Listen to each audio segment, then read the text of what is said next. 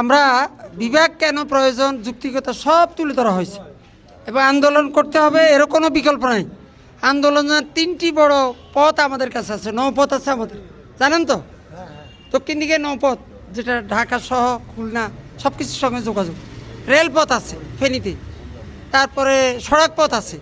আন্দোলন আমাদের করতে হবে, সবাই বলেছেন, আমরাও একমত। এখন একটা পদ্ধতি এই আন্দোলন জোরদার করার জন্যে প্রত্যেক দলকে আমরা আজকে অনুরোধ জানাবো, আমি আমার দলকে বলবো ওরা প্রতিনিধি দিবেন, ছাত্ররা তাদের প্রতিনিধি দিবেন, পেশাজীবী লোকরা তাদের প্রতিনিধি দিবেন, এ মিলিয়ে একটা আন্দোলন সংগ্রামের কমিটি গঠিত হবে, তারাই সে ব্যাপারে ডিসিশন নেবে। এবং আজকে আমরা আমাদের প্রত্যেকে দলের নিজ নিজ দলের লোকদের কাছে বলে প্রতিনিধি নেব, এটা আমি আশাবাদ ব্যক্ত করি। আপনারা বলবেন কাল বা পরশু, কালকে জামাতের একটা বড় প্রোগ্রাম আছে, সাংবাদিকদের প্রোগ্রাম আছে, পরশু দিন ওই প্রতিনিধির নিয়ে প্রোগ্রাম করে সেখানে ঠিক করা হবে পরবর্তী পদক্ষেপ কী নেওয়া হবে।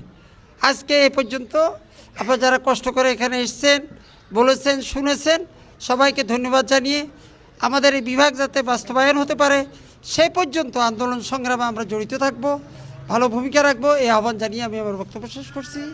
ও আখির দাওয়ান আলহামদুলিল্লাহ, আসসালামু আলাইকুম রহমতুল্লাহ। আজকে সবাই এখানে শেষ।